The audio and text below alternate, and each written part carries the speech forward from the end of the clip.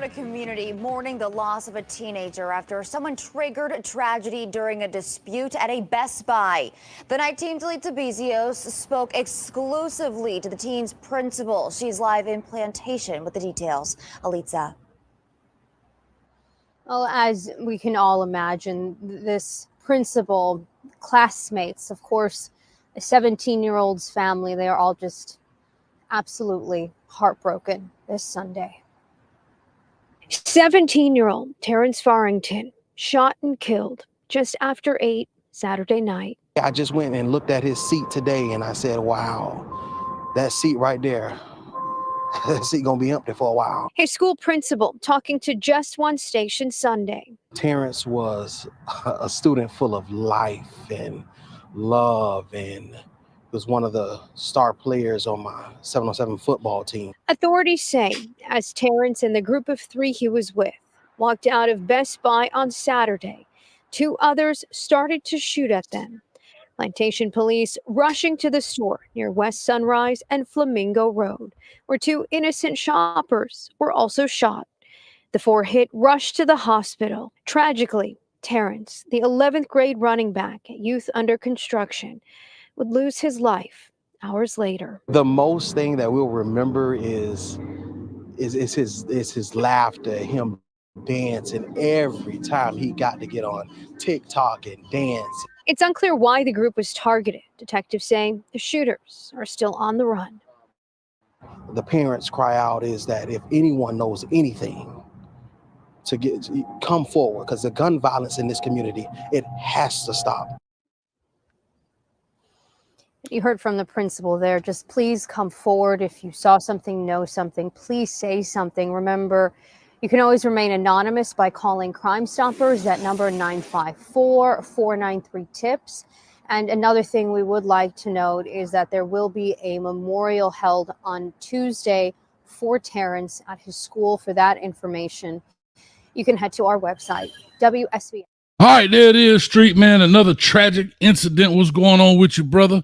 We are here on the corner of Hayes Street. We at a new location, dog. We buying up property everywhere, man. But anyway, in the meantime, man, a little tragic news right there again out of South Florida. We've only done 5 episodes and we've had 2 news story coverages about young kids and gun violence, man. What's your take on it? Where was that at? Where was that at? Plantation. Yeah. My first take was, what was the principal talking about?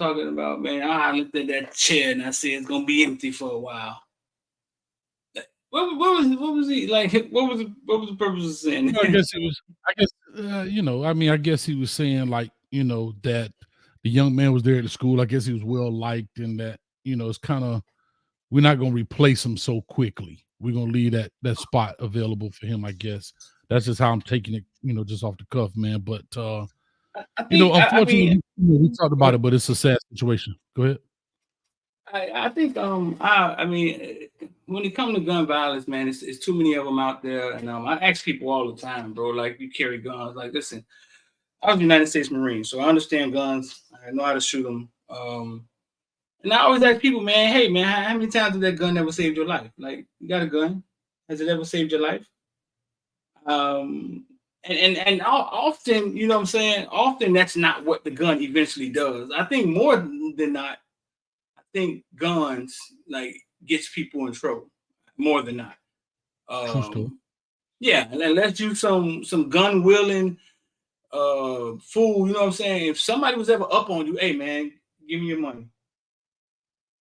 Unless you you know what I'm saying, some gun expert, he upped on you. He got you. You know what I'm saying? So yeah, so when it comes to the gun thing, man, I don't know if it makes people feel. I don't know if it make them feel. I understand to protect your house, to have one in your house, to protect your house. I get that. But the dudes riding around with guns in their lap, if you don't have to, I don't get it. if you don't have to, you know what I'm talking about. If you don't have to, yeah. I'll say this, man. I'll say this as a GUN enthusiast. I would say, I would say I beg to differ. Here's where the problem is. Like anything else, I think it's education. I think it is. I also believe the hardest thing about this whole Second Amendment deal is it is a right and not a privilege. And that's where a lot of people make the thing about driver's license. Oh, you got to go get a permit to get a driver's license, but that's not a right, right? More than it is a privilege. So I get that argument. I get both sides of this argument. However, the lack of education of what guns truly do, I think is the biggest problem. Is the biggest problem. I said the story last time when we did this. 23 was the first time I shot a deer and opened it up and really saw what the carnage was, what the result of firing a bullet into flesh does. Most people in this world have never seen, unless outside of hunting, have never seen what that little 3 ounces of lead can do to human flesh, fluid, bodies, organs, and so forth. They shoot into paper targets, they see the little hole. They play video games, you respawn, right? And that's where the problem lies, I think. And so with that being said, and we can go on and on about this, but I think that's the biggest problem. And also I will say this, in our community especially, and I'll say city folks, not really country folks. They deal with guns a lot. City folk. I'm gonna say the city folks, right? Because in the country, you can go in your backyard and shoot into a tree and whatever else, no issue. You can't do that. You can't walk out your house or your apartment and shoot in the backyard.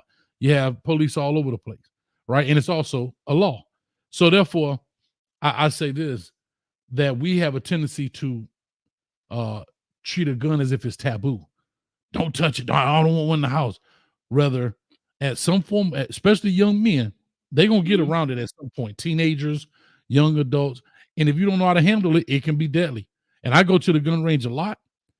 And before I ever go to the actual lane street, you know what I do? I sit back for one. I sit at the back of the lane for one round, and I watch everybody there. And if I see one of them dudes like trying to show off for his girlfriend, and I'm out. I'm out, dog. Because that little partition between you is only plywood. Yeah. It's not bulletproof. So in his mind, subconsciously, he sees a barrier. He doesn't, he's not pointing at him, but he's pointing at me. I'm on the other side of the wall. And so I just said all that to say education, practice, and people don't practice enough. And that's the issue right there. But anyway, that's how I feel about it. It's a lot of that go on. Like you said, the gun range and stuff, man. You got people there, man, and people know how to shoot, but they don't practice the safety of it at all. Right. At all. So what's going on, bro? So listen, let's get right into this, man. Sorry we had to start off like that, man. But these kids and guns, bro. I don't know. We used to fight. I don't know why they result. I just watched a video the other day, man, at Northwestern after a basketball game. 2 kids start off fighting, and one of them just ended up shooting. All live on the video. They were straight live, all live. They got the whole felony, everything. They got it all right there in 4K on HD. And I'm listen, man. I'm up there in age. I'm 45. I don't understand. Maybe because our parents didn't understand us wearing our pants backwards either when Crisscross told us to. So we not. So I get it. I get it. We're not in the schools with them. We don't understand what they're thinking. You know what I'm saying? Yeah. So listen, so me and Hayes, basically Footballville. I started years ago, man, covering youth football. Hayes been a football coach since 1953. He coached Booty Red, and he coached. What you know about Booty Red, boy? What you know about Booty Red? People think he's an urban legend. That's a real dude, man. But go ahead. They got all type of stories. He was in jail. He used to be in jail when I was a CEO. Man, Booty Red ran down the 27 bus one day, man. The bus was gone 3 blocks, man. Booty Red ran the bus down. Yeah. Listen, Booty Red. They say Booty Red hit him 2. Hey, Booty Red, go to a game, don't practice. Hit him 2 dirty ones. Get out there and have 7 touchdowns.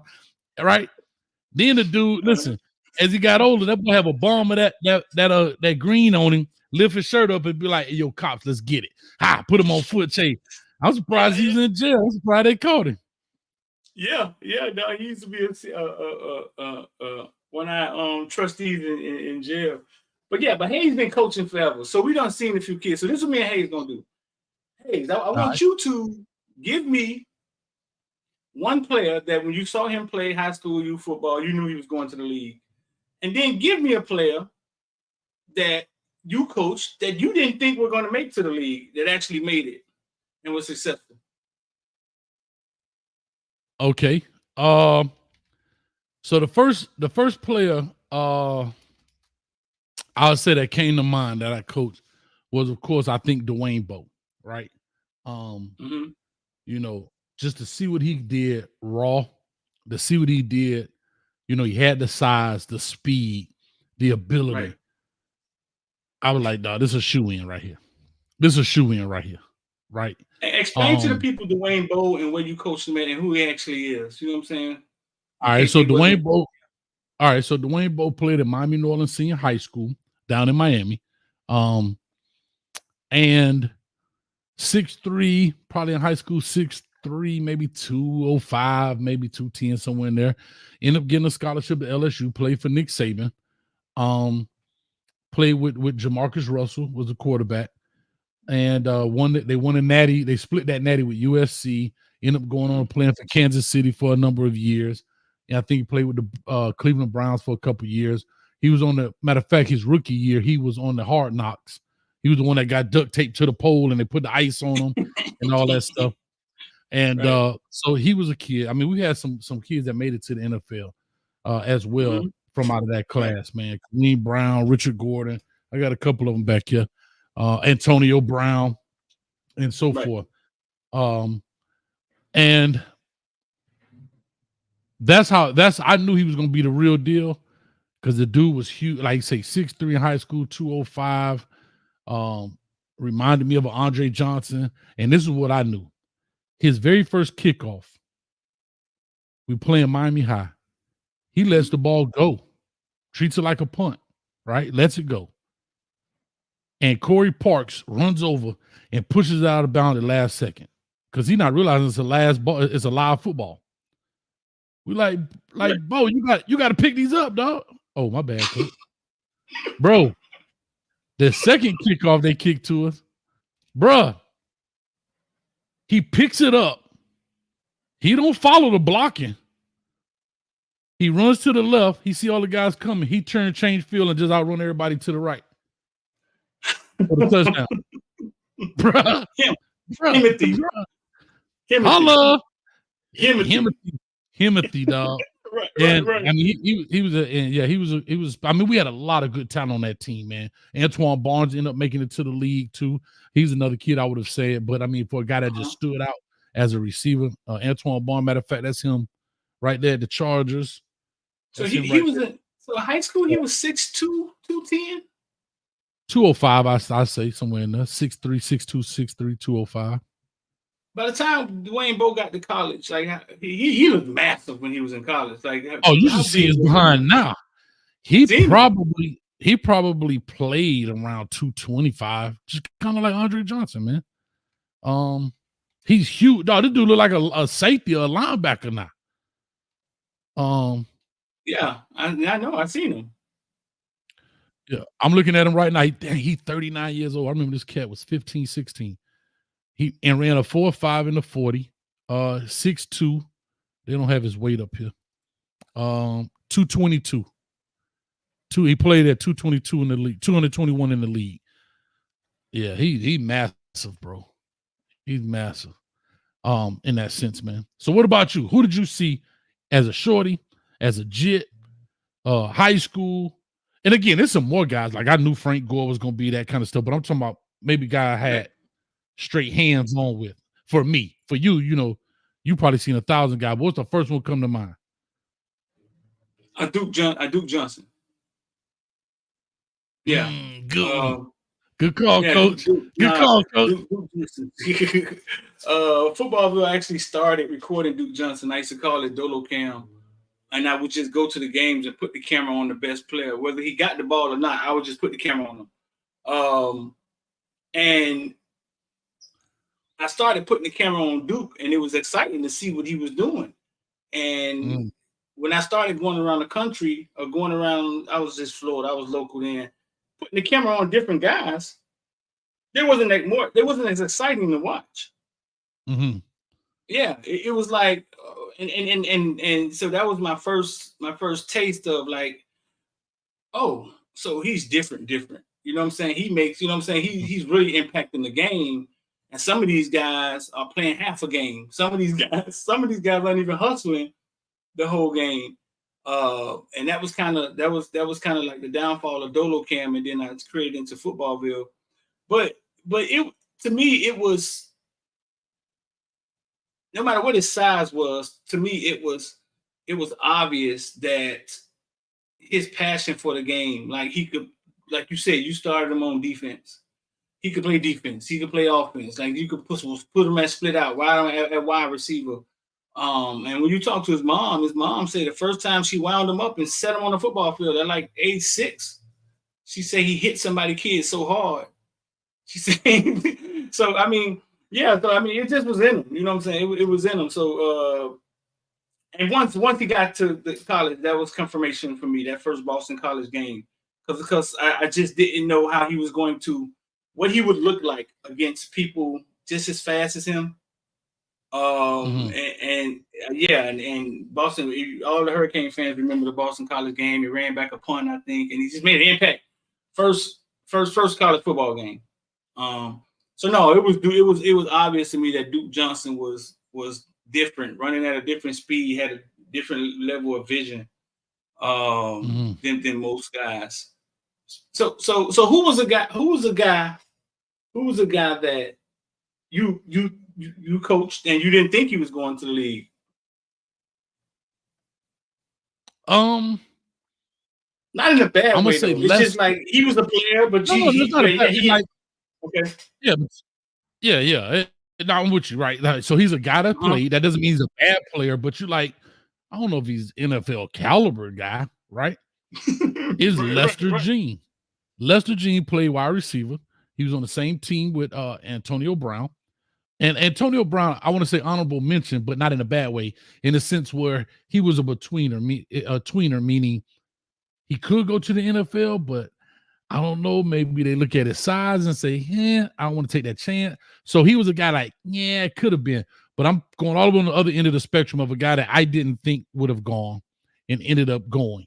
But again, Antonio Brown, I will say honorable mention, but like you say, in a good way. But Lester Jean was a big receiver, wasn't super blazing fast. He was probably about 6'2", 6'3" as well, maybe 190-ish, 195-ish in high school. We went up there and played against Chris Rainey and the boys at Lakeland. Played well, caught the ball well, played. Ended up getting a scholarship to FAU. And before you know it, he was on the roster at the Houston Texans. And I think he played 2 or 3 seasons. I ain't look it up. I think he played 2 or 3 seasons in the league. You know what I'm saying? So, and actually he called me not long ago looking to maybe coach at some point. I'm not sure what he's doing now. But yeah, ended up at the Houston Texans, man, playing wide receiver. So when you look back now, like, what do you think happened? Like, what do you think those attributes was that got him through that whole rigmarole into the league? Work ethic. I think he was a kid that worked hard. His size helped him. He was a big guy. His size helped him, right? I always told players, you can be big and not as fast, but you can't be short and not as fast. If you're gonna be short, you got to be Antonio Brown type fast, right? You got to be Cheetah fast. You got to be Tyreek Hill fast, right? So he was a bigger receiver, and I think his work ethic and his ability to catch the football was what really got him in to the NFL to get a shot and get a chance. That's what I really think, and I always tell guys that. His work ethic and ability to catch the football. Yeah, ability to catch the football, man. Big body, catch the ball. He had big hands, man. I remember he took a shot against Ahmad Black. Bro, this is where the first term yard sale came from. We playing Lakeland. He catch a fade. He catch a fade in the back of the end zone. Ahmad Black. Remember Ahmad Black from Florida hit that dude from Oklahoma, I think it was? Yeah. Remember that sideline shot? Bro. Of course. Same shot. But here's the difference. My man Lester helmet came off. I've never literally seen a dude ear pads fall out first, then the helmet fly off, bro. Like, bah! Bro, he was like this one time. Bro, his helmet was like this. The ear pads came out first, dog. Bro, look at this is how his helmet was. Bro, he was done.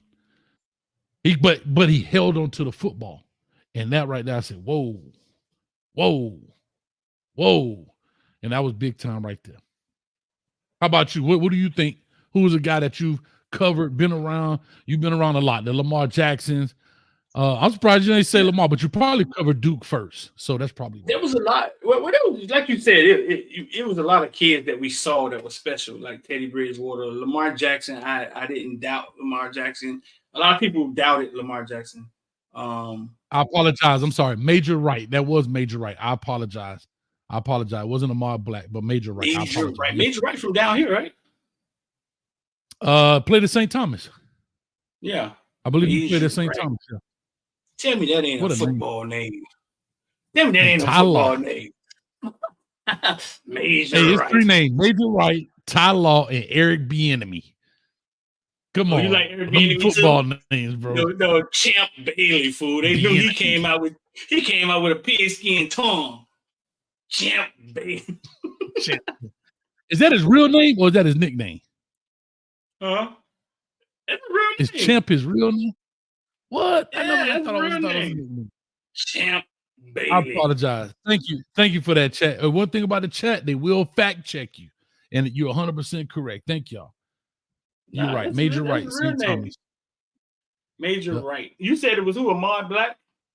I said Ahmad Black, but Ahmad Black was on that. There was Ahmad Black on that Lakeland team, but my reference to the Florida game was Major Wright. That's correct. I definitely remember that.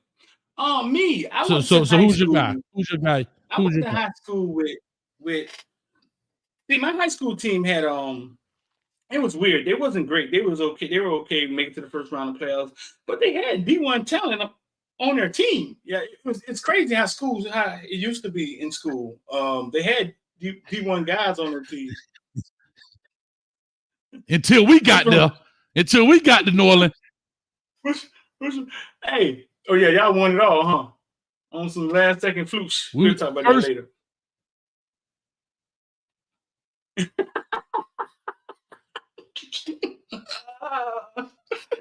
All right, y'all. Hey, ladies and gentlemen, that's the show. Ladies and gentlemen, that's the show. Alexa, turn off studio. Good night. We out of here. I give you credit, though. I give you credit. Y'all did. Y'all came and won it. Won it what? Once, right? Yeah, we won it, and then Heidelberg won it. I think he went to one and lost, and then he won this one. And the last one, I think, didn't he just win one last year, Heidelberg? Lost. Heidelberg won one. He lost with the Duke, last one. Got the death beat out of him with Duke in one of them. Won one with Duke, got the death beat out of him one time. And then they just went this year with the young man with the dread. What's the quarterback you interview with the dreads? Yeah. He was a good player, man. Your paw. But no, I went to high school with a guy on my road, played for the University of Miami. Couple guys on that team, bro. Couple guys on that team. But it was a guy on the team, the safety was maybe 6 foot, 165 pounds, soaking wet, bro. Would be around the ball a lot, walk around school with a dang on newspaper in his pocket, betting on basketball games in high school. For them dudes way before their time. But Mike McKenzie was an athlete, right? He was from a home full of athletes, right? His sister was an athlete. He was an athlete, but I didn't think Mike would make it to the NFL, especially because when he went to school, I think they tried to say the SATs were fabricated. They sent him. He had to take the long road to the NFL. But Mike McKenzie, off that team, if I had to take a guess, and I was like, who do you think is going to the NFL? I would have said Yante Bryant. I would have said Omar Rowe. It was a couple guys I would have said. Mike McKenzie wouldn't have been the first name. But Mike McKenzie went to the league, man. He played 10 years, 28 interceptions for the Green Bay Packers. Kanan Lamb. Straight baller. Yeah, Kanan Lamb was on that team. Kanan Lamb, yeah. Yeah. So matter of fact, the current head coach was the quarterback, right? Daryl Heidelberg. Heidelberg was the quarterback, I think in 93, 94, something like that. Okay. Mm-hmm. Yeah, so that's my pick, man. Mike McKenzie. Wow. Yeah, I wouldn't have thought Mike would have been, even though he was an athlete, he was a hell of an athlete. You know what I'm saying? But I would have never thought, if I had to pick somebody, that Mike would have been the one, go to the league and play for a bunch of years and all of that. You feel me? Yeah, from Memphis. He went to Memphis, didn't he? He ended up at Memphis, right? He ended up, I think he went to JUCO first, and then he ended up at Memphis because of the SAT thing. Took the long road to the league. Took the long route. Yeah. Yeah, sometimes that route be long, bro. I get it. But there's a couple other players, man. Like I said, Richard Gordon played at the U. He played for the Raiders for some time. Kareem Brown, of course, that went on to play. Kareem Brown with the New Orleans? Some players. Yeah. He stayed literally right down the street. If you go straight down by the park, right there by, if you go over right by the turnpike, back up in there. Yeah. Man, we were supposed to have Teddy Bridgewater. Teddy Bridgewater lived right by New Orleans. Played at Bunch Park. I heard that story 1,000 times. Tommy if I had a dime every time I heard that story, you're supposed to get Teddy. Man. Tommy Streeter was supposed to play for New Orleans too? He lived, I think Tommy Streeter lived, I think he actually lived in Broward, like right at Miramar, right at that line. So maybe County Line Road or maybe on the other side. He's from the city though. Yeah. I mean, they folks from, I get it. Right. But yeah, man. Yeah. Nah, that's cool, man. But we could do that. We could do that often because we got plenty of more names. We got plenty of names. We could do a 10-hour show on that right now. We got plenty of names. Let me ask you this, man. A lot of people have been beating this drum. We all have done shows on this over and over and over and over. And again, I want to kind of talk about this and put this thing to bed. In a sense, we know what it is. We can talk. We've talked about it ad nauseum. Ad nauseum. So with that being said, what's your thoughts, as the thumbnail says, NIL, name, image, and likeness / transfer portal is killing college sports. We know it's football is there, but a lot of people are not talking about baseball. A lot of people are not talking about basketball. A lot of people are not talking about those type of things, like the Angel Reese and her NIL deals for LSU, and what does that do for LSU, and so forth and so on. Let's just put this thing to bed in the sense of what it is, unless something new pops up like a rule change. What is NIL transfer portal good or bad for football in your eyes, or college sports? Well, right off the bat, for me, I think it's great for the kids that they can get money, get the experience money. What they do with it, I mean, is their business. I mean, that's a whole nother issue. But I think it's great for the kids that somehow those chains, the restrictions that was on college football was kind of, bro. It was kind of like far-fetched. Like, I mean, coaches can't buy kids pizza. Some of that stuff is extreme. So I think right off the bat, I mean, for the kids, it's great. When we say it's killing college football, I don't look at life like that. I don't look at it like that. The first time somebody took McDonald's and said, "Hey, man, we're going to make McDonald's," when the guy brought McDonald's from the Ronald brothers, we're going to make it a franchise. And we're going to just duplicate this one store. We're going to keep making it.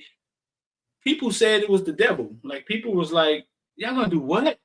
It's like, this is the devil. Like, it's like that's not, basically people were against it. They looked at it like it's something they had never seen before. And I go back to that because I think life is about change. Everything changes. Like, bro, listen. We sent somebody to the moon. Somebody created the cell phone. Even tricking the world that we sent somebody to the moon is a feat. I mean, that I know, that's right? Pretty That's pretty damn cool itself, to be honest. Street is a flat earther. Street is a flat earther. That's pretty damn cool itself. But we've done some extraordinary things. We could figure out how to get kids paid in college football and the transfer portal. We could figure out a system to make it work, bro. Like, nobody's gonna convince me that we can't, big dog. I'm sorry. So with that being said, I just think it's changed. I don't think it's killing college football. I just think I think the thing is changing, and change is inevitable. Like in everything, and I think there's more changes coming. I don't think we're at the end, big dog. I think we're going to see more changes, maybe beneficial for the kids, because it's a lot more money out there that's not being shared, and people are talking about it. So no, man, I don't think it's killing college football at all. I think it's just change, and we just got to figure it out.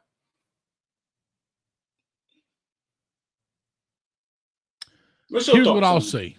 I will agree that.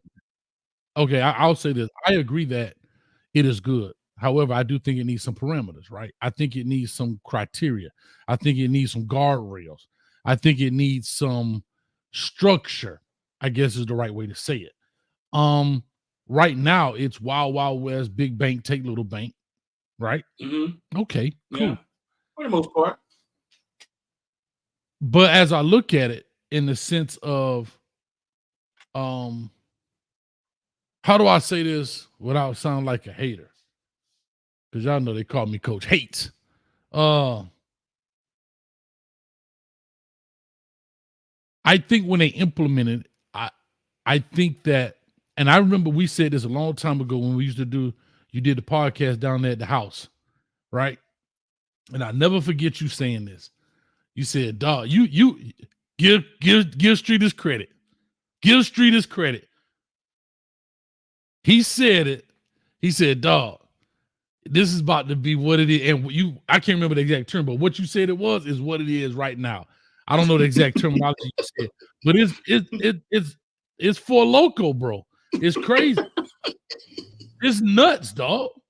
And the reason I'm saying that, because just yesterday we did a show about 13 million with Jaden Rashada. 13 million with Jaden Rashada. Not Tim Tebow. Not Tim Tebow. Yeah. Jaden Rashada. Right. Right. So we're talking about 13 million with Jaden Rashada versus Tim Tebow, who earned his NIL. Right. He earned it as he played. That's the difference, I think. And I'm not saying kids shouldn't be able to get something. I'm not saying there should even be a ceiling. I know I'm sounding contradictory. But there has to be some kind of structure model in this deal. Yes, players should not be exploited. However, even in the NFL, there are paid players, but there are also contracts in there where you're under X amount of contract. If somebody wants you, then they buy you out. Whatever that is. Right. Like, that's where I'm thinking. Not that they can't get paid, but there has to be some skin in the game for the new university. Here's why I say that. I look at Lincoln Riley at Oklahoma. Oklahoma footed the recruiting bill, and I'm just using them as an example. It's all over. Oklahoma footed the recruiting bill for all of those kids, and they just upped and walked away. What do I mean? They footed the recruiting bill for him to bring them to Oklahoma. Matter of fact, let's just take Washington right now. Washington, Alabama. Washington footed the bill to recruit all those kids, and now Kalen DeBoer is replacing all Alabama players that's leaving with Washington players. Right. So my thing is, contractually, if you want them, buy them out and make them whole. And that way, something to that. I'm really just thinking this off the top of my head right now. I ain't thought about the nuts and bolts and the logistics. But there has to be something, dog, because you're here, you're going, you're here, you're going. And we know the world works on kind of contracts and structure. Right now, it's no structure, dog. There's no structure to this thing. And that's what I think is bad about it. Players getting paid, excellent. The lack of structure and organization is awful for the sport within itself. And that's what's happening right now. And the Do we have windows, any, and the are windows. there any sports that are set up like this? In college? Just a sport period. Like, is there a model In the out there fifth, somewhere? yeah, all No, that's professional set up, sports. huh? All professional sports, right? For No, example, you're saying there's no structure, right? So is there a sport that's set up that, hey, you're a professional, go find your money? what do you mean? No. What do you mean? Go find your money. What do you mean? Well, because that's what the NIL is. The NIL is kind of like, hey, your name, image, and likeness. You are responsible, literally, kind of like for how much you make. You know what I'm saying? That's what it is in essence. That's then the collective got involved, and I don't understand how that. Okay, so there's my problem. I think the Right. problem is we lump NIL with collectives, and that's an issue. That right there in itself is a problem. If I have name, image, and likeness money, then there's no contract. It is my name, image, and likeness. But if you're getting collective money, then that's where contractually things should happen. If I solicit a Dr. Dr. Pepper commercial, if I solicit local businesses, if I solicit those, a big boy lawnmowers, then that's my money, right? That's no different than Nick Saban and Aflac. That has nothing to do with Alabama in essence, right? That's his name, image, and likeness. Right. But if Nick Saban wanted to leave, you have to have a buyout in his contract. Right. Because Alabama's paying him. So if the school collectives are paying you, then make it contractual. And if another school wants you, buy him out. The school collective was created in the name of NIL, right? I think it was hidden like in an umbrella term, dog. Like, yeah, it's NIL, but it's pay for play, bro. Let's call it what it is. Let's talk about what it is on paper, because it has to be NIL, right? It has to be NIL. That's the only way the kids can get paid, right? Right? Okay, so explain this. So go ahead. I'm asking you. It has to be NIL, right? Because that's the only way the kids get paid. So in essence, the way they're hiding it is the collective is what? A business, right? Right? That's from my paying the understanding. kids. Yeah. I'm sorry, it's back. Your thing is chopping up. I don't know if you got Windows. It's freezing and going in and out. Your screen. So that's what I'm catching. So the collective is the collective is a business, right? That's paying the kids in the name of the NIL, right? The only way they can get paid is NIL. You agree, right? Correct. The only thing I will say different, I don't know if the collective is a business. I think it's a conglomerate of businesses or businessmen putting money in a pot and paying you out of a pot of money. Right. Okay. But it's still in the name. It's still in the name of NIL, name, image, and likeness, right? Okay. Right. I mean, so that's what I'm saying. It's that's the only way they can get paid. So this way, but they've created this collective thing, and the collective still has to pay them, because I see them do commercials for the collective. I see them. They yeah, they do. They do like commercials. Yeah, I see them. Yeah, they do. They kind of promote the collective. I've seen the Hurricane Kids do it. For the collective in itself, yes, but not the business is donating to the collective. For the collective in itself. In itself. Okay. Right. So it's the same thing. It has to be, you know what I'm saying, name, image, and likeness. And the only reason there's confusion there is because they wanted to be confusion. That thing could be cleaned up whenever they're ready to clean it up. But I think somebody wants it to be confusion so they can come in and be like, hey, we're going to come save the day. And put parameters and gates around things. Yeah, I just think that, yes, on paper, that's what it is. But I think what it is just what it is. Yeah, like you say, the Canes Collect. I forgot what they call it. But, yeah, they do the commercials. Hi, I'm such and such. They're collective, whatever. To me, I think that's pay for play. Business guys get around and get paid and so forth.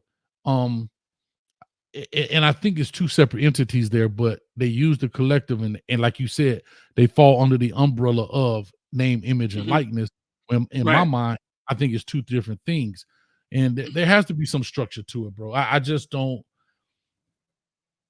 Right. So what I was saying was golf is kind of set up like, right? Go find your sponsor, right? And then you get paid for maybe winning the tournament, right? Isn't it? Say that again, now? Golf is kind of set up like go find your sponsor. You mean professional golf? Yeah. Okay, I guess. You get paid for winning tournaments, and then you go find your own sponsor. You're like your own entity, right? Like a subcontractor to the PGA. Yeah. Right. I think that's how golf kind of works. That's what I'm saying, though. There's models out here that are close to what we're talking about. Yeah, very much so. Very much so. I was just looking. Somebody said that collectives now are just like, you even got fans donating to the collective, right?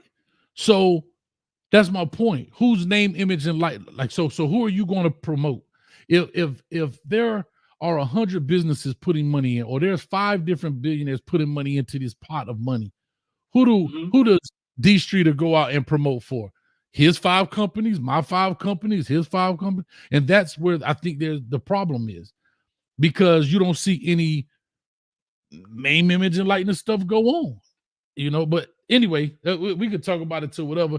I think it's killing it because there's no structure. I think them getting paid is what they need to do and what they should be doing.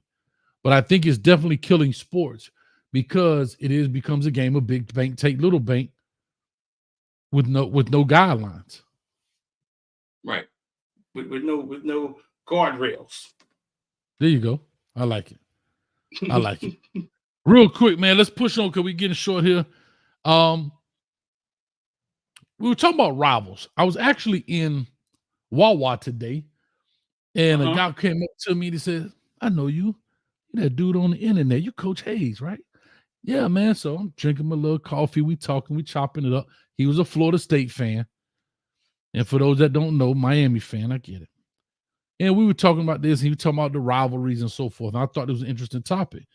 Miami doesn't have a game 12 rival during rivalry week, right? Florida State, Florida plays, right? Tennessee, Vanderbilt, Georgia Tech. Everybody pretty much has kind of an in-state rival around that time. Miami, when it was the big 3, was Miami, Florida, Florida State. Now UCF comes in. I said, why not make UCF a game 12 rival during rivalry week instead of playing just randoms every 12, every year for a 12 game? What's your thoughts on that? Because, we get Boston College, we'll get, whatever. No. If it's not Florida or Florida State in Florida, no, I'm not finna help UCF become relevant. I'm just not. They're fighting real hard. They done gave themselves their own national championship. If you go to the stadium, they got to put up in the state. They try real hard. So I'm not finna help pull them up. Do a Georgia-Florida game. Play Georgia at the end of the year every year. You know what I'm saying? But I'm not going in-state with UCF and put another school on the map in Florida. I don't see the value in it. I don't, because eventually they're going to beat you, and you don't get anything for beating up on UCF. No, I'm not feeling it. So does Tennessee get anything for beating up on Vanderbilt every year? No. Does Georgia get anything for beating up on Georgia Tech every year? No. I don't know who else got it. The only out of state, I think Oregon State plays. I don't know how that rivalry goes. I think there's a lot of in-state rivalries. That's why I brought up UCF, because it's kind of an in-state deal. Of course, you have Michigan versus Ohio State, the game as they call it, which is, the neighboring states, the team up north and them down there. Right. Alabama, Auburn, the Iron Bowl. I don't know. I just thought, I think it'd be a great idea, right? I understand where you're coming from. But I do think it'd make it a great rivalry. It's a 3.5-hour ride either way, Miami to Orlando, Orlando to Miami. I think you could definitely pack the house, pack the stadium, bring it back, in-state rivals. And yes, so what if you beat up on them? And what? That's how you feel? Let's go. Texas OU. I knew Texas played somebody. Texas Oklahoma Red River Rivalry, I think it was called. Yeah. Something like that. Yeah, you're going to beat up on them, but I think all you're doing is giving them a chance to one day FIU you, one day beat you. You're giving them a chance to recruit with you. You're giving them a chance. Yeah, nah, y'all figure it out on y'all own. We was a small private school in Miami. We had to figure it out on our own. Let them figure it out on their own. I ain't helping. Nah, it's the whole dream team. I always felt we were so happy to watch Jordan and Magic and Bird go across the country and beat up on everybody with the dream team. It was like, hey, 50 points, we beat y'all. 73 points, we whooped y'all. And then all you do is show the world the bar. You show them the bar, and then they start jumping. And then eventually they reach the bar because you gave them something to shoot at. So a team as prestigious as the Canes, we don't have a rivalry, dog. That's Florida State. What are you talking about? I'm talking about during rivalry week, man. Dang, so, man. It's traditional football. Who cares? Like, ain't nothing traditional about Miami. Ain't traditional about Miami to school. You know what I'm saying? Florida used to play us. They stopped playing us. I know, but damn, can we at least play FIU? Damn, we lost that against them. We ready. Lamar Thomas. So say, hey, Allison, you got to be relevant to have a rival. I'm telling y'all, all right, that leads me to my next piece. Speaking of what you speaking of, y'all keep sleeping on UCF. I don't care what nobody says. You treat him like little brother if you want to. He keep eating his Wheaties and eating his greens and his beans. He growing up, and he going to be a problem in this state. I'm telling you, he going to be a problem in this state. And if y'all don't think UCF is relevant or will be relevant, UCF, Gus Malzahn getting some dogs. And KJ Jefferson. Quarterback. Yeah. KJ Jefferson coming over there. And they in the Big 12. I get when they were, whatever it was, Conference USA or whatever it was, a Sun Belt or whatever they were in, AAC. Now they're in a major conference.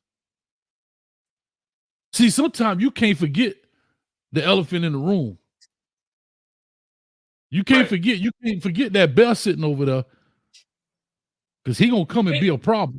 Bro, because we talk all this trash, right? And I tell people when you were at FIU and y'all had the little wide receiver, T.Y. Hilton, and Miami was figuring itself out. I'm telling people, bro, listen, as crazy as this may sound, I don't want to see Miami play FIU. I can agree with that. Right, but because people like, listen, when you say go and it's Saturday and you got to put on them pads and UCF is playing to beat Miami and Miami just playing to go home, dog, it's a different thing. And you saw when Miami got a chance to play for FIU, right, at the Orange Bowl, who fucking beat us? They beat Miami. Yeah, but that's the culture. Those are Manny's guys. Those are Manny's guys. He's a player. He's a player coach. He's friends. So no, man. Nobody ain't helping. Nobody helping. Nobody validating UCF and they fake national championships. Figure it out. And they're doing a good job. Figure it out. So how about this? I love this. Brandon Brown, Miami versus FAMU, the Orange and Green Bowl. How about that? We do it. We do that. FAMU boys beat Miami too. Right before Snellenberger took over. Hey, somebody got to pay for these ads up there at University of Orlando. I know. We live streaming. Hey, we live streaming from Times Square. Just let people know, since y'all know. Shout out to Reggie. I got to send Reggie something. He did get it right. He was the first one. We were in Auburn yesterday. We in Times Square today. And who knows what we'll be tomorrow. Huh? We're going to pack up the PJ, the private jet, and get on somebody's billboard somewhere around this country. Because we ain't playing them games. Reggie was the first one to say it. Yeah, Reggie was the first one to say it, so I got to hit Reggie up We got to send him something. Maybe you can send him a shirt. I'll send him a shirt. Send him a football Bill shirt. I'll send him a Coach Hayes, whatever, polo Timmy shirt. That was pretty impressive, dog. What's that? Him figuring that out like that. He probably went to old Auburn. Probably, huh? He's cheating. Yeah, he's cheating. But guess what? If you ain't cheating, you ain't trying. That's how I look at it. I knew that was coming. If you ain't cheating, you ain't trying. That's how I look at it. So I just think about somebody brought up USC. That would have been a good one, right? Long distance, but that'd have been a good one, especially before they had the whole playoff deal. The two private schools, they kind of mirroring each other. Private schools, School of the East, School of the West, blah right. blah blah. He went to Tuskegee. That's what it was. Shout out to Reggie for the $2. I knew he was in here lurking. Which Tuskegee is right down the street because I used to go hunting in Tuskegee. So so he's probably been on Auburn campus hunting them snow bunnies. Where's that wascally wabbit? Huh, Reggie? Look at Coach Hayes down there breakdancing. That's me, dog. Yeah, I see Coach Hayes down there breakdancing. That boy about to tear whole meniscus up right there. That boy down there doing the wheel. So Reggie, let's get up out of here, dog. We gotta get up out of here. We gotta do our own see how. So before we get out of here, man. Real quick, I want to have a moment of silence for something real quick. What's up? You don't mind?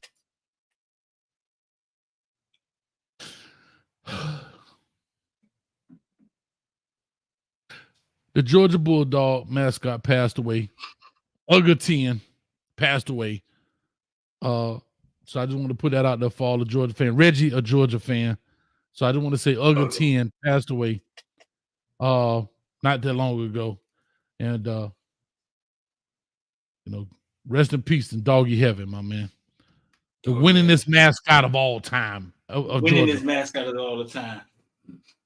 Remember was that Georgia? Speaking about a rivalry, remember, was it the Auburn guy who caught the ball and the dog bit the man on the leg? Tried to bite him, yeah. Yeah. Anyway, all right. Let's go ahead, man. You go first. I'm coming with I don't see how. I got a good one too, boy. You got a good one today? Oh, I got a good one. You done choke me up with, I done forgot my own see how. You done choke me up with Ugga. You done throw me off. You done throw me off with Ugga. Okay, listen. I don't see how, right? I don't see how we're gonna enjoy the damn Super Bowl if Lamar Jackson them don't knock off Kansas City this weekend. I don't see how we're gonna enjoy the Super Bowl because it's gonna be the Taylor Swift Super Bowl. I don't see how. They gonna Helen Kelsey gonna take it over. Okay, I got Helen Kelsey gonna take it over. So Lamar Jackson, you've been summoned to take down the evil Kansas City Chiefs and Taylor Swift and their evil leader Taylor Swift. I don't see how we're gonna have a good Super Bowl, dog. If Kansas City win and boy, it's gonna be the Taylor Swift show, bro.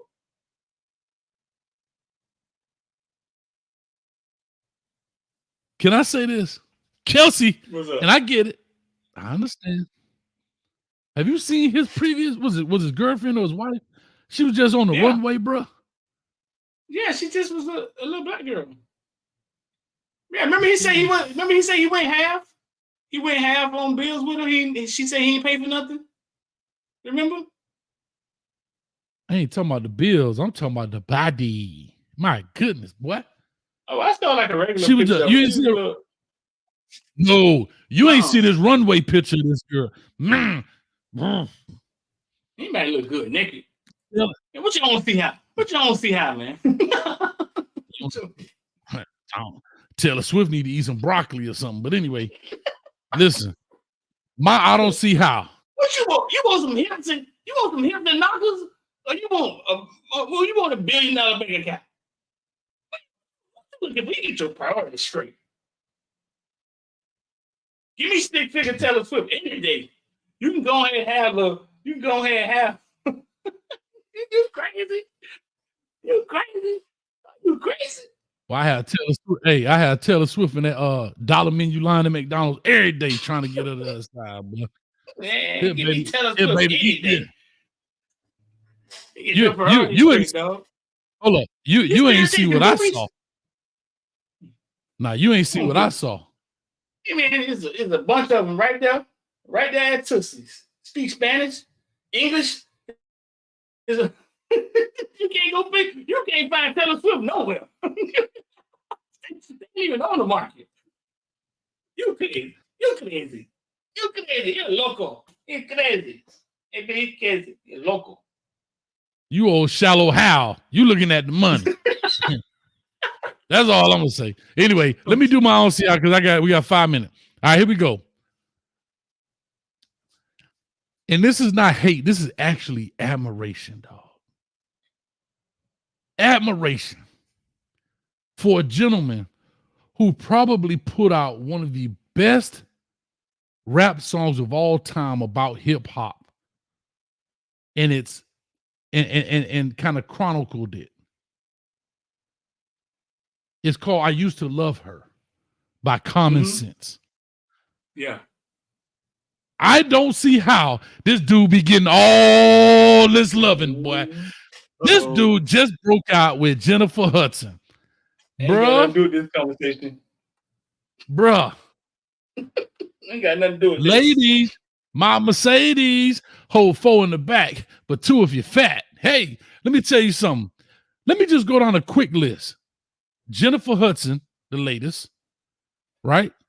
Of course, you know he got hit with that Badu. They hit him with that Baduism. He was dating Kim Jones. I don't know what she did, but she fine. I'm looking at her picture. He even dated Taraji Henson. I didn't know that. Yeah. Serena Williams. Ooh. Angela Rye. Huh? AR-15, they call her. That's what they call her, AR, because she be spitting political facts on these fools. Tiffany Haddish. Ooh, that boy got a roster. That's a basketball team. What? That's an all-star.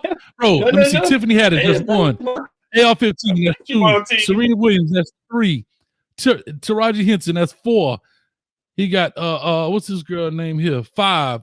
Kim Jones, 5. Erykah Badu, 6. And Jennifer Hudson. That boy got 5 in a possible, boy. I think Erykah Badu the most impressive one on that list.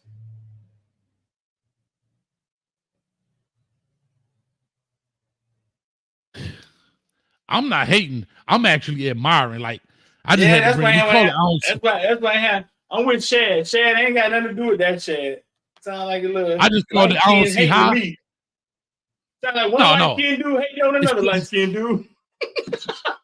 That's what we do. That's what we do. Matter of fact, I heard Common Sense breath be stink. Light skin on light skin. Stink breath. What you mean you don't see how though? I mean, we men, we don't rate. You know what I'm saying? You know, man, I gotta have a gift I just want to talk about it. I want to admire it. It's just our segment is called "I Don't See How." Yeah, I ain't saying like I don't see how they dating Common. I'm saying like I don't see how like I don't see how like got this man got an impressive a roster. It's some dudes out here that don't have that roster, dog. That's what I'm saying. He got a roster. And let's call it what it is. Roster. He got boy. That boy got that Mario Cristobal talk when he come to recruiting, boy. Huh? His fruit don't look like live on Sundays. Well, that boy got all. That's the only way you gonna get all of them in the same room. But roster, boy. I'm going to Common funeral. Wow, living. I'm going, boy. I'm sitting in the back row like this. Hey, what they say with that fan? Hey, Taraji, come here, baby. I know you grieving. Come on over here to coach. He got you. Serena. Yeah, dog. I know it was 40 love, but it could be 45 love. Come on over here, baby. Serena Williams? Shoot. Anyway. Wow. Erykah Badu the most expensive one. And it's whatever probably Erykah Badu giving out, I don't want no part of it. Well, that thing. She is. Whatever she giving out, Don't give none of it to me. Whatever it is, she is. Erykah Badu has a spell or something she put on dudes. I don't want no parts of it. And think about it. That's who we know of. That ain't who we don't know of. They say come and play John But anyway, Wick. He played in John Wick. Okay. Played in John Wick. Yeah. But anyway, man, that's it, man. We live right here from New York City. We on the block, man. Reggie, appreciate the $2. Man, we on the block, man. This is Hayes Street. I am Coach Hayes. That is D Street. Big D Street, the MILF Hunter. The MILF Hunter. The MILF. Hey, and shout out right there. Hey, shout out down there, man. We got Rich right there break dancing in the circle down there.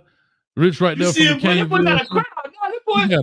They got a crowd now, boy. We got Ozone and Turbo down there now, boy. Them boys getting it. Well, anyway, with all that being said, y'all check me out. I'm jumping right back on. I got to do my prime time talk, man. So we got some things to talk about over there, and we definitely get it in. I'll see y'all in a few. Peace, love, and hair grease. Street, anything? Peace, love, and hair grease, man. How old are we, man? 60? Man, I don't know. 65? I still got hair. Man, get out of here, man. We out. Peace.